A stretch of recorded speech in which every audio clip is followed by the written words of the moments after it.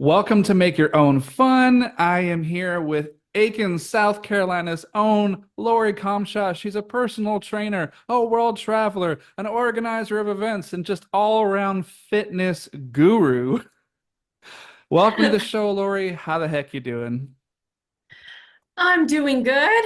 I'm doing good. Spent the whole day at Steeplechase yesterday, so recovering, trying to put everything back, and then prepping for Thanksgiving and trying to go to the Graduate School of YouTube on how to deep fry a turkey. Awesome. Everybody says that's the best way to do it, that it tastes the best, it's moist, it lasts longer. I do want to ask you this one. This was one I was thinking about, because I'm kind of, personally interested in this too. I think recently you were involved with, and maybe fill in the blanks for me here, like help organize a 5K. So I wanted to know kind of like what is required for the training and the workup to be able to compete in something like that. Because for somebody like me who is, let's just say, fat adjacent, that it would require a lot of training and build up. So how much of a, span of time are we talking about to be able to work up to something like that? Good question. It depends on where you're starting from. I actually used to be the head coach to the Couch to 5K program here in Aiken for years and years and years through Fleet Feet and the New Balance program. So you can go online and there are training schedules and training programs that you can follow. It starts you out with a walk a minute, run a minute, walk a minute, run a minute, and just alternate that. And if you're like, hey, I'm getting pretty good, you can run 2 minutes and walk a minute. So everybody's got their watch and their timer and everything's going on. Run, run, run, walk, run, run, run, walk. And that's okay. And then you can slowly build that up. So it could take anywhere from 6 weeks 10 weeks, 12 weeks, depending on your current fitness level. And then at the end of the training period, you find a 5K or you find a 5K first and then back up the date to start. And it's just when you're running, it's just all about camaraderie, teamwork, fun, and fellowship. And the big woohoo when you cross the finish line.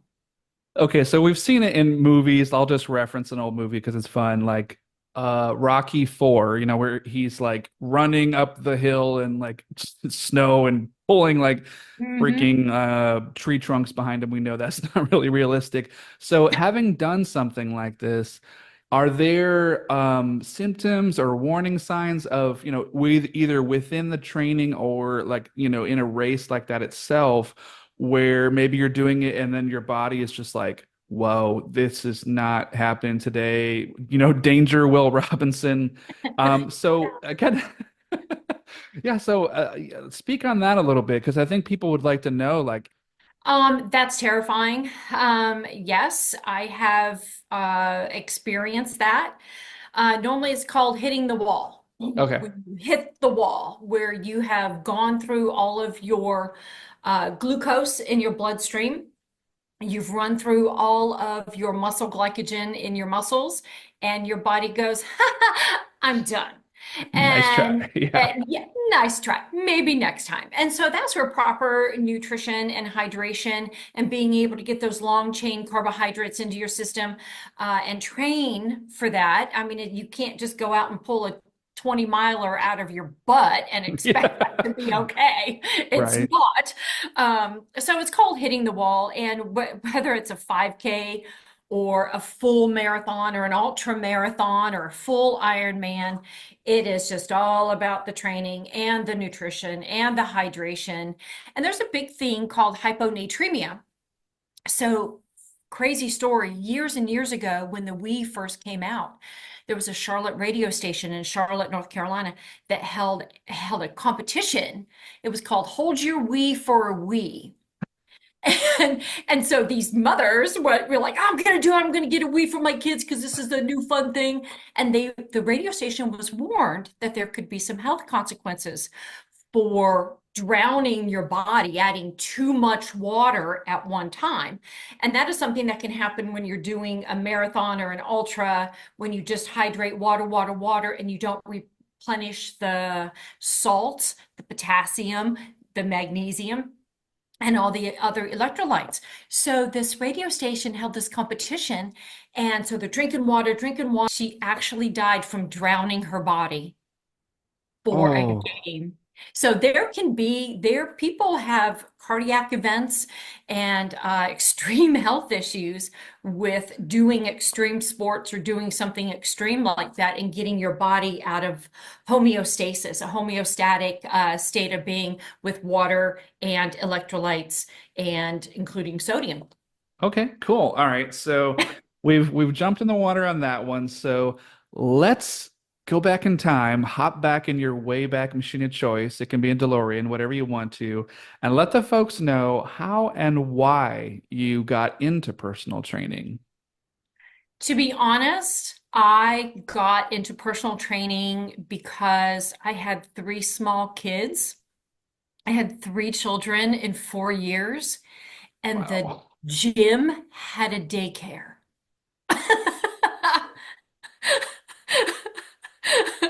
I needed a break.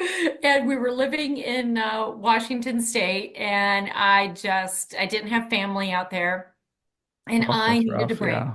So just started going to the gym, being a gym rat, started running, got involved with the Roadrunners Club out there, and I was in the best shape of my life after three kids.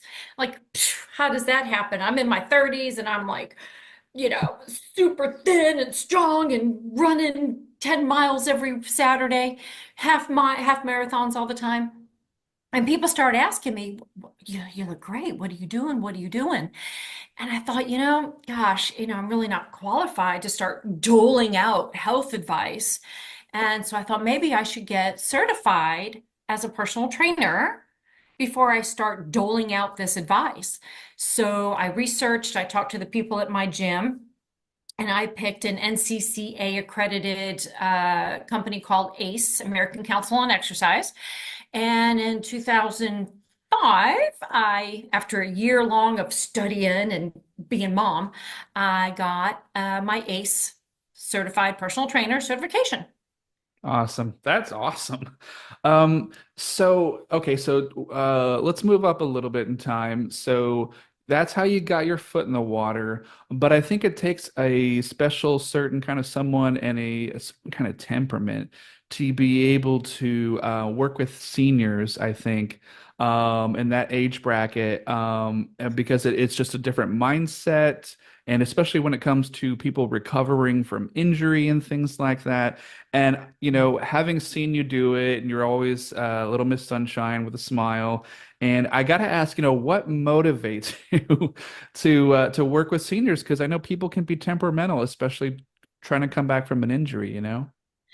Well, when I first got in the business, I just wanted to be in the business. I just wanted to share my story and to help others find the joy that I found. But I found that some of the bigger gyms really weren't interested in me. I wasn't 20, I wasn't blonde, I wasn't a bodybuilder. I didn't quite fit that mold.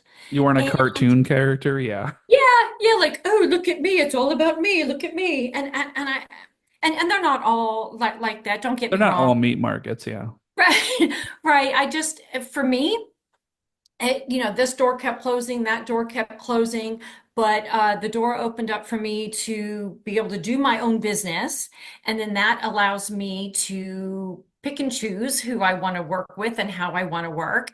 And because, to be honest, I didn't know if you knew, I'm not 20. I'm not 20. So what? Oh, What? yeah, yeah. But we do live in a retirement community, and there are a lot of seniors that do come into my space. And you know what? I'm kind of this is all natural gray. I'm kind of approaching seniorhood myself. So I was a lot more relatable. and adult enough to, hey, let's talk about some of these things that you're having trouble with. I actually care if you can get up out of a deep sofa or a low chair or get up off the floor or get up off the toilet. Those things are really, really important. And sometimes we need to do exercises in bed and that before you get up out of bed. And I totally get it. I empathize. And so seniors were a little more drawn to me because I'm more relatable and I totally understand their needs and I'm able to meet them where they are. No offense to 20-year-olds, but they, They have you, no issues getting out of beanbag no, chairs. You get to a no, certain they age where just, you're like, beanbag chairs are no longer right, my friends, and I get it. right. In kindergartens and schools and daycares, they have these things. And if you've ever had to get recently try to get on one of those, and you're just like, I'm just gonna wait for a lot more people to leave the room before I have to just like roll Roll, up, get off the roll damn out. thing. But yeah, But I I'm have, right there with it, you. I'm right it there just, with you. I have a lot of empathy and care for these people. They are so joyful and so funny. So many And stories. Yeah. yeah, very, very entertaining. They are a joy to be around and they enjoy being with me. And it's who my community is right now, and it's where I am in my life. So it all works out great. That's awesome.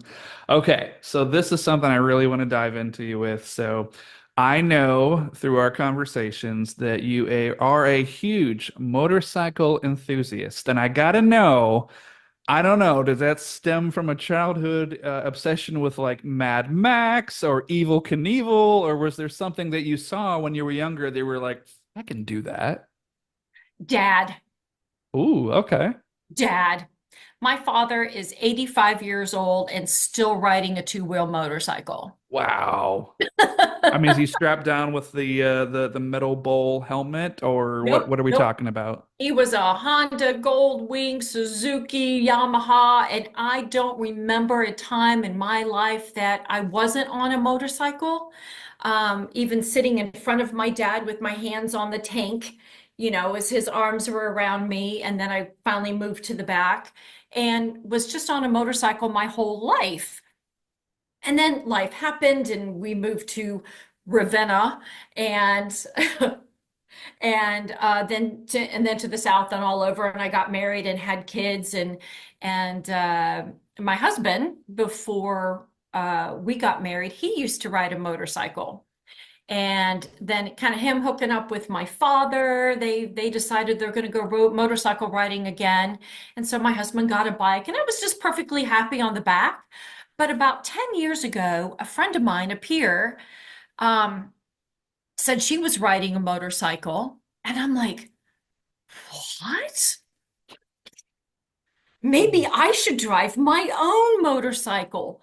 Ding, ding, ding. What a thought. Why not? Why can't I? So, I am wearing my BMW Motorcycle Owners Association shirt today. Very cool. Um, so I got a Yamaha YZF 600, a little crotch rocket.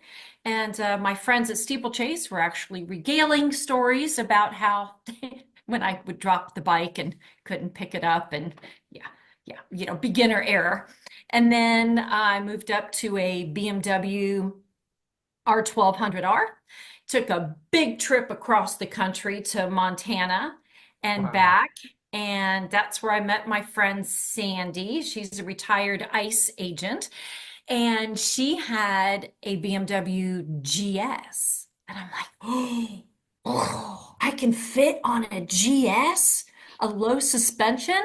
Promptly drove home from Montana and immediately started looking and looking and looking. Sold that bike, bought my GS low that I drive today, and love it. It's a big bike, it's a heavy bike.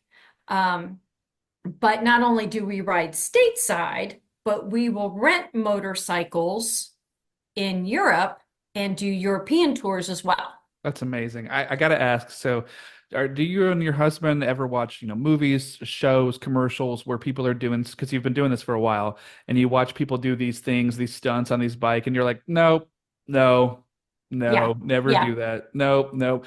I don't care what you're trying to pull, Nicolas Cage. You're not going to be doing a wheelie for like 40 minutes. Like, yeah.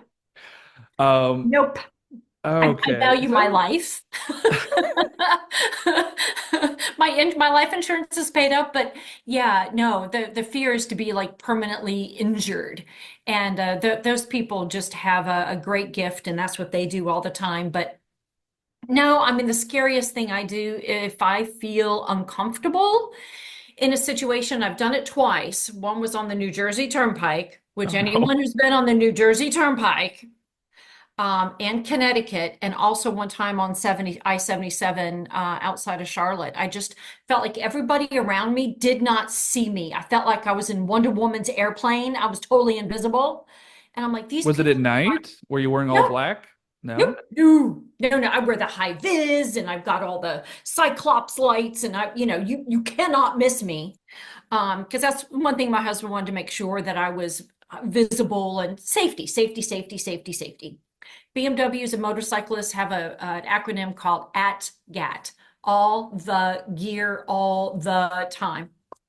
You basically And look like one of those, what do they used to call them? The Kmart blue light special coming down the aisle. yes, So yeah, I'm really exactly. curious because I've never taken a bike on a long trip like that. How how do you secure the bike? Like, let's say you pull over at a rest stop in the night because you guys just have to use the restroom or you have to eat something or whatever.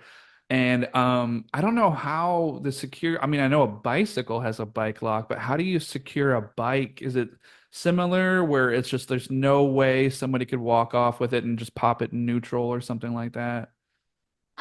There's a thing called a steering lock. Okay. So you can turn it and it'll lock there.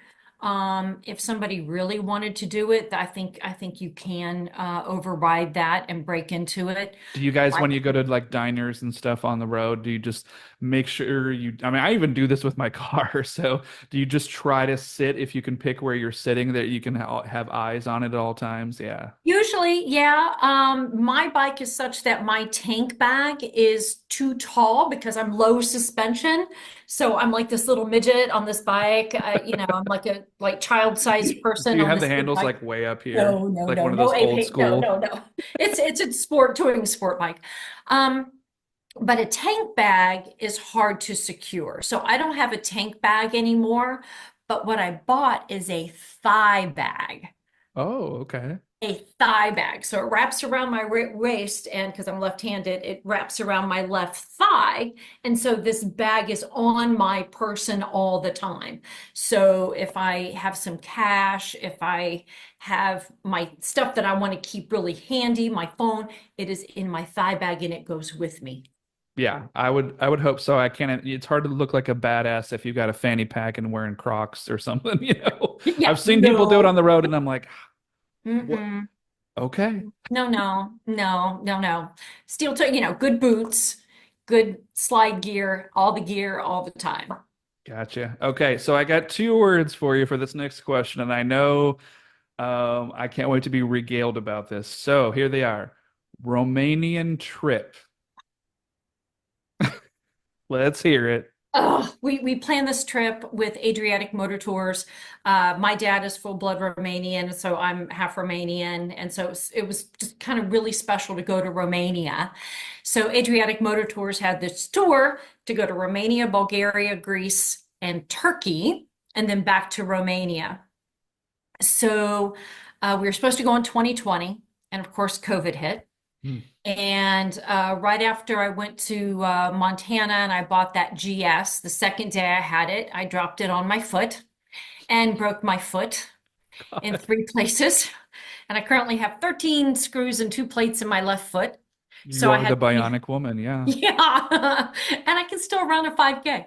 And so I had to cancel it again. But boy, it was so wonderful. Such a great, fun trip. Istanbul was just I'm so jealous. I've always wanted to go there. I'm such a huge Roman history fan. I would have loved to seen all the like the Constantinople stuff. Oh yeah, and all the mosques. It was just a really neat experience. The people were really great. Um, the culture was great. We spent a couple days How was the food? I in gotta ask how the food was. the food was great. The A food lot of was seafood right there, being by the Black Sea, right? Yep, So, yep. Yeah, yeah, yeah. So I have never been to Asia. So known fact, little known fact, Istanbul is the only city that crosses two continents. Part of it is in Europe, part of it is in Asia, and I've never been to Asia. So I got taxi. I said, how many take me across the river? check that Yeah, box. right, right. Hey, I went to Asia for lunch. Like you Jet setter do. I Yeah. am. Yeah, no. So we were with a group and we had people from all over the world. We had some Finnish people, other Americans, and we had four people from Australia. So we had our tour guide. He was in the front, and one day, every day, somebody would be the sweeper, and they're the very last person, and they have their high beams on their motorcycle. So the lead guy knows, if he can see the headlights, he knows we're all together. So one day we're trying to make some time and we're all like wide open trying to zip through traffic. And I'm on this rented little 750 GS. Love it. It was a great bike. And all of a sudden my right thigh is on fire. And I look down, I'm like, oh my God, I'm being stung by a bee. And I'm like through my motorcycle pants and I'm like, ow, ow, ow. So my husband and I are helmet to helmet. He's in front of me, then me, and then David, the Australian, he's pulling up the rear. And he can't pass me. He's always going to be the last person. So I'm like, John, I've just been stung by a bee. I got to pull over. So he goes, okay, I'm up here on the right. So he pulls over. I pull over. Poor David, he doesn't know what's happening. So he pulls over. I cut off my bike, take off my helmet, and drop my pants right there on the side of the road. Like you do. So I had on bike shorts, but my thigh had a big red mark, bigger than about as big as my hand, Ugh. where it had swollen and it was really painful. But since I dropped my pants in front of David, I called him my Australian boyfriend because I dropped my pants on the side of the road.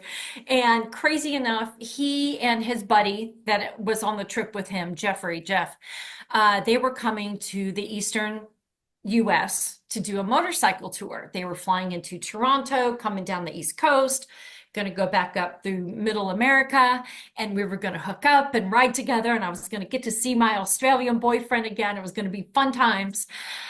And they came late September. Let's see, what was happening late September? Little known hurricane called Helene came through, and I didn't feel comfortable leaving and traveling to that part of the country. So I did not get to see my Oh, Australian friends. it's the But way it great goes. motorcycle trip, great motorcycle trip. That is awesome. But also, you recently had a European trip for through Ireland, Scotland, and Spain. So I feel like there may have been some stories and shenanigans that happened on that trip as well. So regale us a little bit about that one, if you would.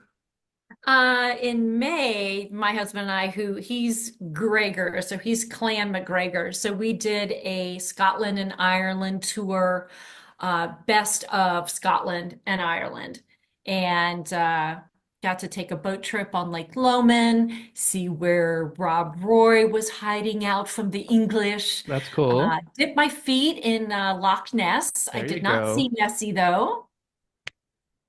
Um, saw Did lots you of have men. haggis? You have to have haggis, right? We had haggis at Castle Stirling, and we were greeted with this very handsome guy in a kilt playing the bagpipes. And he in Gaelic, he did this whole blessing of the haggis and squished it all up with his hands. And I was like, okay. And Like that's haggis, a thing. it's a It's a thing. thing they do. Okay, so haggis is not bad. It's not bad. And went through Limerick, Ireland, and Northern Ireland, and all over Scotland and Edinburgh, and great, great trip. I'm not sure if I am staying happy to stay on a bus for 2 weeks, a bus tour. Yeah. It's a bus tour, and everybody kind of got the coach cough. Yeah, it's an island, especially Ireland, I mean, I don't know if you guys got to go around and do the castle tours and all of that stuff, but yeah, I guess it's an island. There's only so much you can do. There's only so many roads and pathways you can get through. We did the Eye of Sky, and we were big fans of some of the TV shows that take place there. Went to some Highland games. Great fun. It was we went to darn near every castle, almost every castle. You name it, we did that. Came back and I hooked up with my friend who's the retired ICE agent with the GS. Went with her travel group in September, earlier that September, this past September, to Spain, Portugal, Canary Islands. How Just are the good. Canary Islands? Does it feel like you're cut off, or I know it's really beautiful there. It may not be what you think. It is not tropical at all. It's It's like very a volcanic. desert, right? It's volcanic. It looks Okay. like you're on the moon. And if you go down just a foot, it's there's steam. And they actually have a restaurant where the oven is in the earth. Wow. Yeah, yeah. It's like, okay, alrighty then. But I Um, know there has to be like settlements and cities because I think that was like back in the day when they were doing the Atlantic crossings, that was like the last big layover before they would come to the Americas and the Caribbean and stuff like that. So has to be some stuff there. I know that it's like a desert climate, but there has to be some pretty nice like hotels and things to do, right, when you're there. on some of the islands. Now Okay. there's multiple islands. Some have more to do than others. Some are a little more tropical than others. Some it looks like you're just on the moon. Um, I mean, probably cool for a photo op, but after like an hour or two, you're like, can we get on a boat or yeah. One had it was really interesting. It had a forest on one side, and then all of a sudden, boom, it was dry and volcanic again. It yeah. it switched like that. And interestingly enough, an arson had caught that island on fire 2 years ago, Mm-mm. last year, I think. And it just sprung right back. That's awesome. Yeah.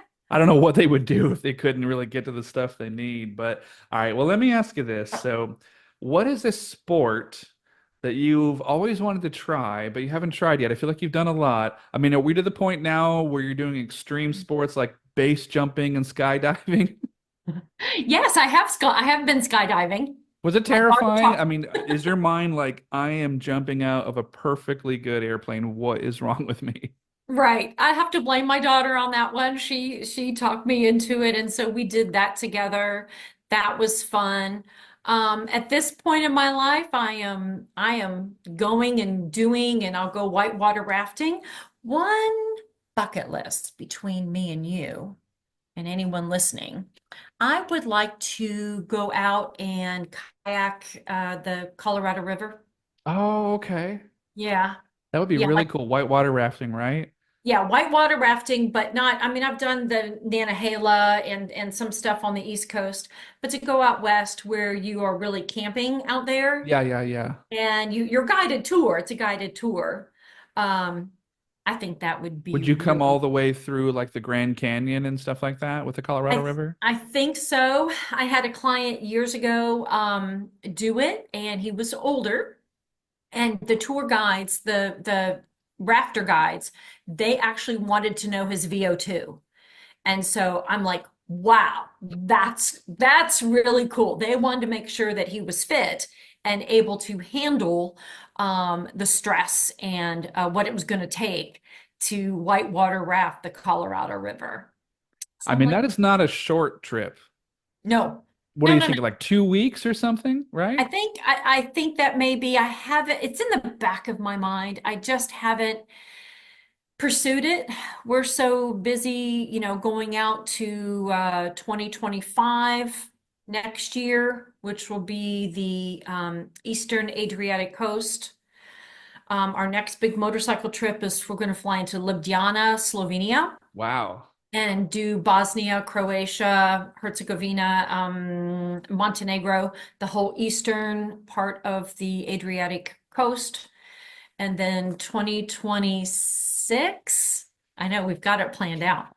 The plan is to do Malta, Sicily, and maybe ancient Greece. Yeah, Sicily, I think would be great because there's just been so many cultures that acclaim that island. And again, I mean, you've got all the ruins, the architecture, you've got the food, you've got the people. So a lot of opportunities to make good memories there. So Yeah. getting back to some of the physical fitness and training, and I kind of wanted to pick your brain about this. So, what are some recent advances in equipment or sports medicine that people might not be aware of? Because I think that there are not just people my age, but people that are seniors that are really skittish and afraid to kind of put their toe in the water. And I think there's this misnomer that people think that a lot of it is like medieval torture or whatever with when it comes to the equipment or the sports medicine. So I feel like maybe you're uniquely positioned to ask somebody like in the last couple of years, there have been some upgrades, some advancements. So I don't Mhm. know. I guess maybe speak about that. What might people not know that are going on right now? What's going on with that stuff? ACSM, American Council of Sports Medicine, they always do every year trends. What is popular? What is up and coming? And some of them are kind of trendy, but some of the ones that I like that are tried and true, that are most relevant for seniors, is functional training, body weight training. So in my fitness room, I have a RIP trainer, I have a TRX suspension trainer, I have kettlebells, I have bands. Those are all going to be more conducive to functional training and body weight training. The equipment is fine, it's good. There's nothing wrong. It's posture correcting, it's safe. There's a time and a place for everything. But do I need to know how big your biceps are? Or can you pick up something? So that's where functional training is a little more relevant than sitting out and maxing out for muscle hypertrophy, try to get that biceps, these guns here to be as big as possible. When you're 70 years old, it's not really what you're looking for. You're looking for function. Can you pick up that travel bag and put it in the overhead head bin on an airplane? Yeah, And if I you're think just in the modern world, I think most people, when they're getting into, at least that I've talked to, that are getting into fitness, they're not trying to look like, Schwarzenegger looked like in the 70s or whatever. They're trying to look more like a Greg Phelps, that kind of swimmer's physique, where it's just um, functional, just being able to. Everybody would love to be able to get out of bed on a cold morning and have their joints not sound like a bowl of Rice Krispies. It's right. like we just want to be able to get through life without pain and be able to do the things we want to do, normally do, or go on vacation and not wonder like, oh my God, is this hip or this knee or this shoulder going to give me grief? So in terms of like sports medicine or like, energy supplements or protein, things like that, there's so much that's just like cluttered on the Mhm. market, or you go to a nutrition aisle of a grocery store. Are there things that you have either used yourself that you would recommend or have heard pros and cons about, Mhm. things like that? Is there anything you want to shine a light on with that stuff? I do have a preference. I will speak to what I know. There are a ton of products on the market, and just because it's not my fave doesn't mean it's not relevant and good. I am a big fan of Hammer Nutrition based out of Whitefish, Montana. When I had gone back to college, I was taking a nutrition class and running a great deal, and I was looking at the gels and the protein and the recovery drinks, and I was looking at all the ingredients, and everything out of Hammer Nutrition seemed to really coincide with everything that I was learning. So when I did my marathons, when I did my half Ironman, I was a Hammer Nutrition advocate. It worked for me. The science was good. The relevance was good. Um, having the endurolites, the heat, the long chain carbohydrates in all of the stuff. That's what I like. That's what I like to buy.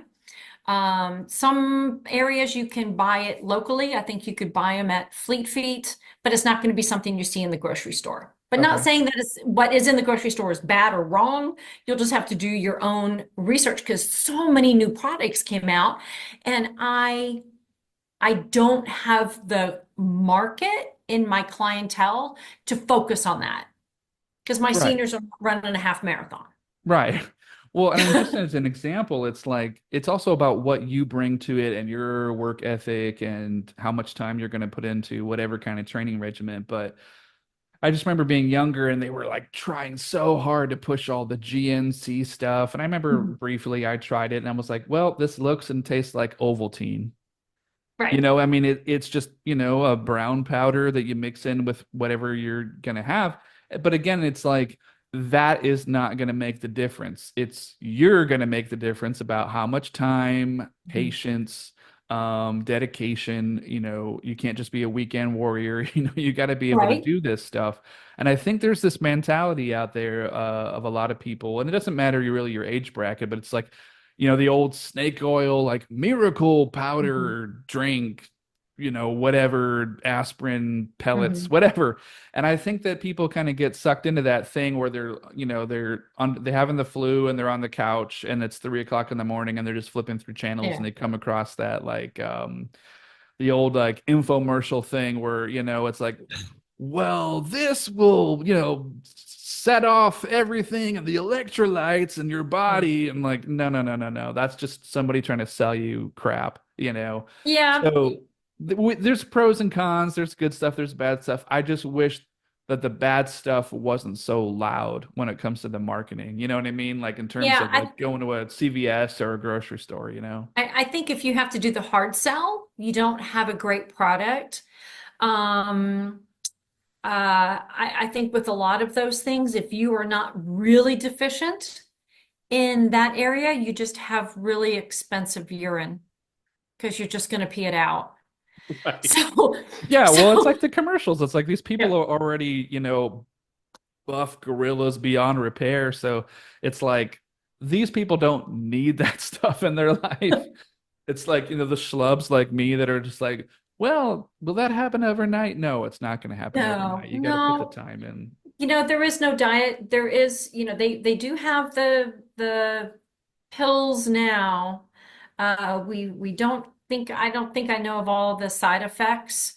There's nothing more rewarding than working hard for what you want, and then there's a reward. If it's too easy and you didn't work for it, you don't have an understanding of how to maintain that That's without 100% true. Yeah. the supplements or the Yeah. drug. And, I think that there's too many people out there that fall for the cure in a bottle or the Mm, shot or whatever it's going to be. I mean, I remember I had my heart broken when I was younger and I used to follow baseball all the time and the big steroid scandal broke out mm, and then all of these guys that were just, breaking records left and right and it just all got swept away and then they weren't eligible for the Hall of Fame and all of their so-called records had like a little asterisk by it. I mean, I remember being like a huge Barry Bonds fan, and this mm. guy was Yep. a guy that could leg out a single into a double or steal a lot of bases, and suddenly he was just like,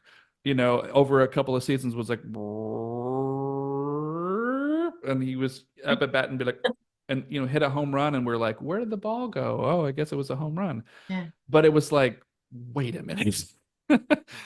Hold the phone. There's something, not right there. And I Yeah. think that that should be true across the board that unless you're recovering from like an injury, that is where I think steroids could come in to, on a healing level. But I am just super against anybody like enhancing stuff like in an unnatural way where it's like, well, wait a minute, you're breaking records from people from 50, 60, 70 years ago that didn't Yeah. even have that option. So, Yeah. um, have you It's heard about stuff like that on a local level, whether it's anywhere between like Charleston and Atlanta, where it's like They have got to have outlawed or banned these things, right?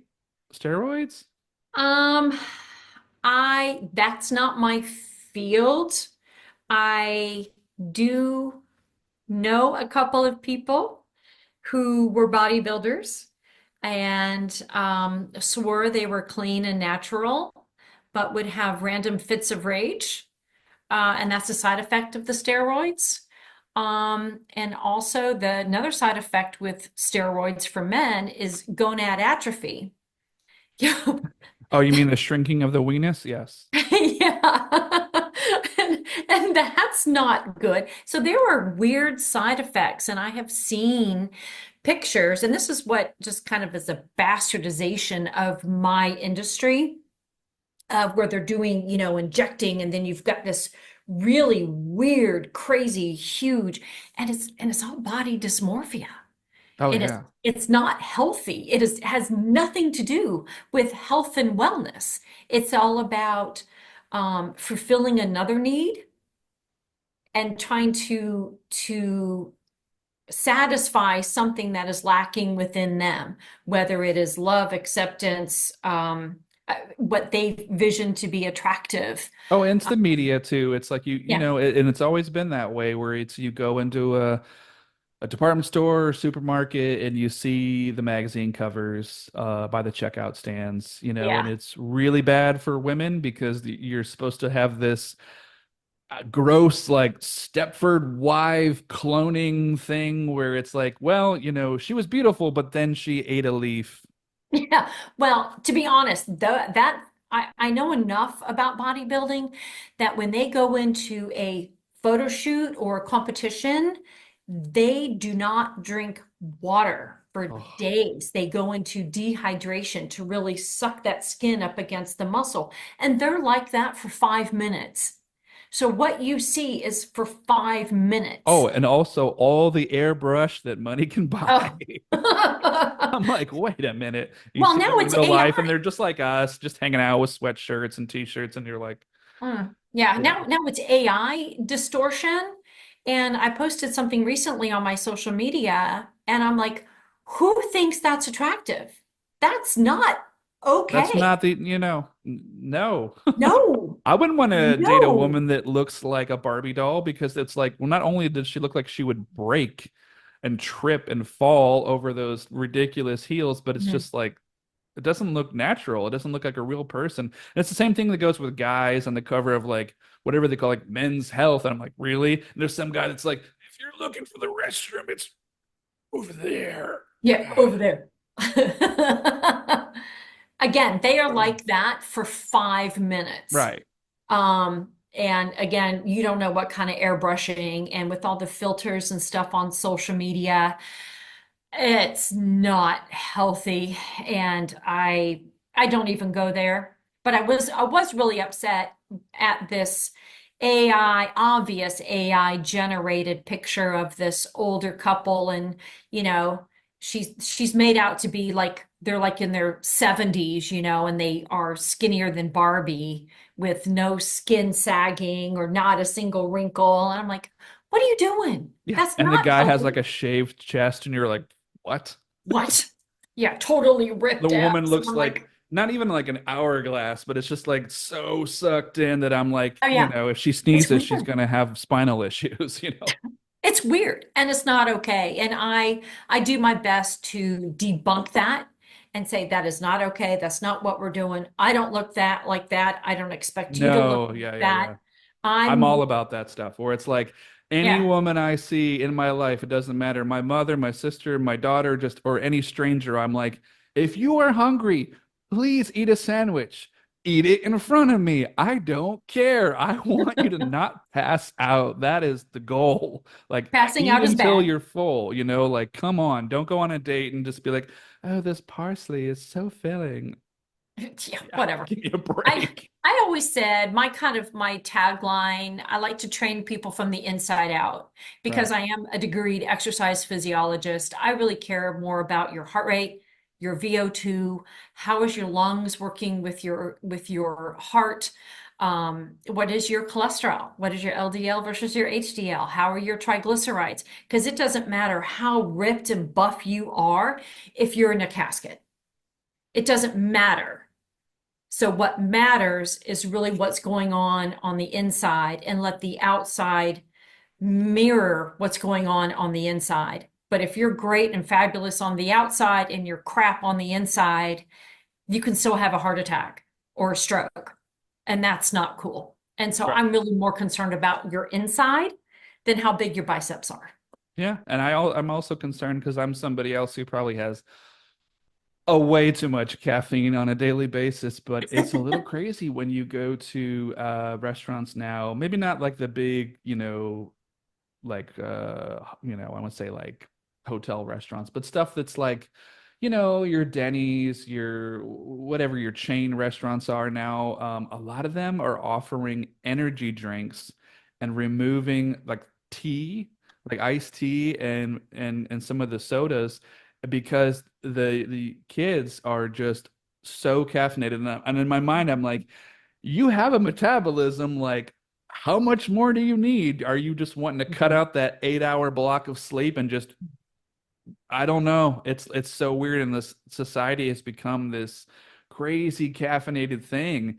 And for somebody like you, who are you're like, well, I've got to work with these people and mold these people.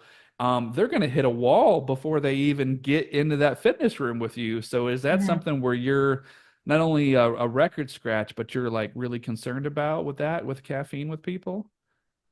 I haven't seen it too much in my daily life, but whether it's the caffeine high and the crash, or the simple short chain carbohydrate and crash. Hmm. So if you're eating all carbs, carbs, carbs with no fat or protein in there, you're going to spike your blood sugar and you're going to crash. And then you're going to need more caffeine and then you're going to crash. And then you're going to crave, a cake because it's got the sugar in it, and then you're going to crash. So the goal is to even that out. I do get on my people for eating too much dessert or having cake or pie every day. Because then what do you do on a special occasion? You eat the whole cake? I Do you mean, angrily wait for someone to make you a second cake or pie? Like, what's going on right. over But there? we don't need dessert, that kind of sugar every day. And a lot of it is hormone based with women, and a lower drop in estrogen. You crave that sugar, you crave that chocolate. I get it, I understand, but if you can stabilize your blood sugar, that will help a lot more with the cravings. So yeah, I'm not a fan of the energy Red Bull. I mean, kids were dying. Kids were getting really hurt with Oh the yeah, five because some of hour these kids are energy like drink. 14, 15, and they're having like four Red Bulls and now that they sell the case of Monster energy drink and like a 12 pack and these kids, they don't even rely on their parents anymore if they're like 16, 17, and they can use their own money to go into a store Right. and buy it. And you see these kids, and I've been to a Kroger, I've been to a grocery store, and I watch these people like super young and they're putting like case after case of these energy drinks into their cart, and it's like that's the milk, that's the Yeah. tea, that's the orange juice, you know what I mean? I'm like, okay, well, I used to make a joke in a kid about putting like extra piles of sugar on your Cheerios, but now there's just no Cheerios in the breakfast, Sugar. Just just straight rebase the sugar, just sugar. pouring the sugar onto the Egos and then the syrup on top of that. I don't know, it's just weird. It's the world we live in. I do periodically go on a rant about the fake sweeteners. Okay. So the first stage of digestion is olfactory. Smell it. You smell it.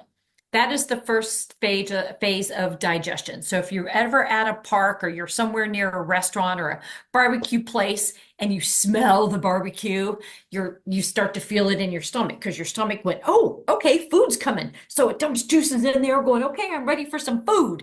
I'm like, okay, now I'm hungry. Great. And so you want to eat. So when it comes to sugar, you're putting fake sugar in your tea, and you see the sugar, you smell the sugar, you taste the sugar, you've told your brain the sugar's coming, but you don't get that insulin response. And so your body's going, you lied to me. I got ready for that sugar and you didn't give it to me. So then you keep craving the sugar. So yes, it is a free diabetic food. Yes, it will not spike your blood sugar. That is good if you're diabetic. You're better off just not doing the fake sugar. I'm just not a fan because it can trigger the brain because you told your brain, you told your body that that sugar was coming and you lied. And so You're your a body's jerk going to to your own revolt. body. You lied to me, and I'm going to make you crave sugar until you give it to me and stop lying about Forever. Yeah. it. So, your body does know what to do with sugar. So having a little bit of sugar and just if you can, if you're not diabetic, and if you can put a fat, a protein with it so you don't spike your blood sugar and then crash, I'm better with that. So I'm not a fan of the fake stuff. Gotcha.